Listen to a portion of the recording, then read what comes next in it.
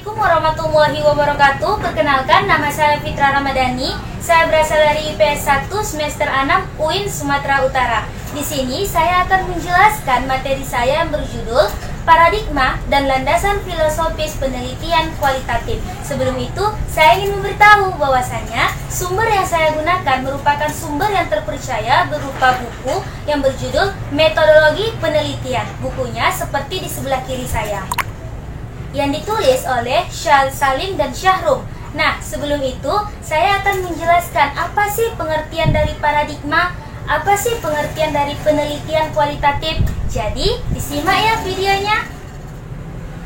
Nah, perlu kita ketahui bahwasanya dalam buku Metodologi Penelitian karya Salim dan Syahrum ini adanya beberapa pendapat ahli. Saya mengutip pendapat ahli yang bernama Guba dan Lincoln. Guba dan Lincoln mengatakan bahwasanya pengertian dari paradigma itu sendiri adalah seperangkat kepercayaan dasar yang bermuara kepada tujuan akhirnya. Itu pengertian dari paradigma. Sedangkan pengertian dari penelitian kualitatif merupakan seperangkat penelitian atau pendekatan penelitian dalam ilmu sosial yang menggunakan paradigma alamiah. Itu pengertian dari penelitian kualitatif.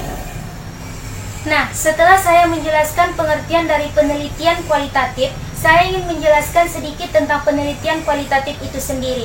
Penelitian kualitatif ini dimulai dengan asumsi yang mempengaruhi studi tentang pengalaman riset yang terkait dengan makna yang dikarenakan oleh individu ataupun kelompok dalam permasalahan sosial ataupun manusia.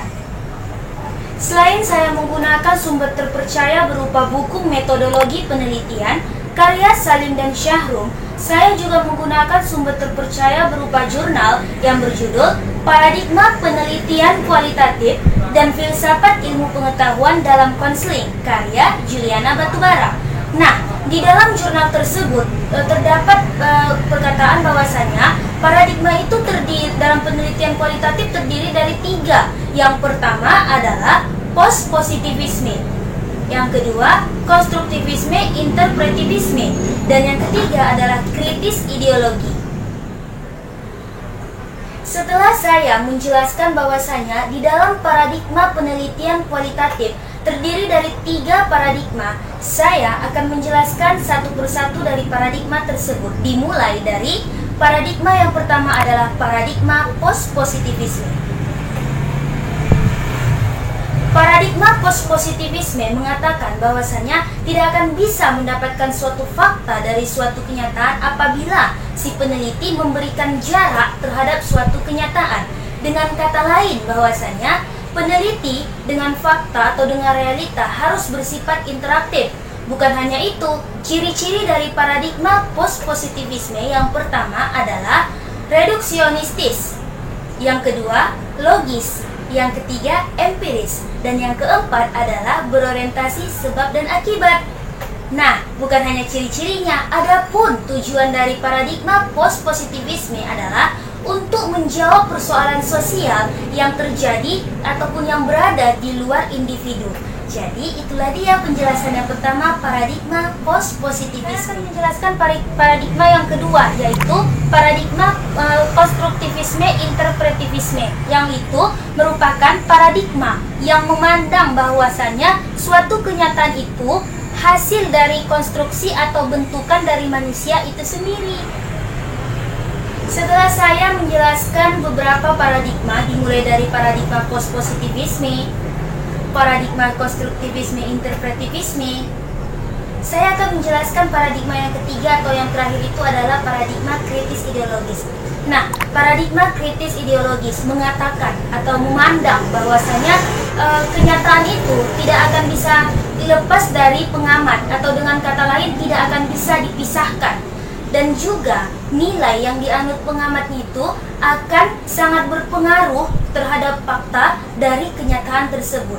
Itulah dia pengertian dari paradigma kritis ideologi. Sedikit saya akan menjelaskan bahwasanya seorang peneliti yang menggunakan paradigma kritis ideologis juga dapat merancang sebuah studi etnografi, di mana studi etnografi ini nantinya akan berguna bagi masyarakat. Studi etnografi yang dapat dirancang seperti memberikan dorongan kepada para masyarakat dan memberikan masyarakat itu lebih luas pemikiran untuk berinteraksi, sehingga studi etnografi yang dibuat oleh para peneliti ini akan berguna untuk masyarakat. Saya juga menggunakan sumber terpercaya berupa buku yang berjudul Prosedur Penelitian karya Suharsmi Arikunto. Nah, di dalam buku tersebut mengatakan bahwasanya ada 4 dasar filosofis penelitian kualitatif. Dimulai dari yang pertama itu adalah fenomenologis. Fenomenologis memandang bahwasanya kebenaran itu dapat ditangkap atau dapat diperoleh melalui fenomena dari objek yang diteliti. Kemudian yang kedua yaitu interaksi simbolik. Nah, interaksi simbolik ini merupakan kajian sosial yang sangat berpengaruh dan sangat digunakan dalam penelitian kualitatif. Nah, yang ketiga yaitu kebudayaan. Kebudayaan merupakan hasil budidaya manusia yang mewujud dalam tingkah laku, bahasa, simbol, dan lain-lain. Lalu yang keempat yaitu antropologi, merupakan dasar filosofis yang berkaitan erat pembahasannya dengan manusia, baik itu secara normatis ataupun historis. Itulah dia 4 dasar filosofis penelitian kualitatif yang saya kutip dari buku Prosedur Penelitian karya Suharsmi Arikunto. Nah, itulah dia penjelasan dari saya, Fitra Ramadhani, mengenai materi saya yang berjudul Paradigma dan Landasan Filosofis Penelitian Kualitatif menggunakan sumber-sumber yang terpercaya. Apabila ada kesalahan dari saya memohon maaf. Saya akhiri dengan ucapan Assalamualaikum warahmatullahi wabarakatuh.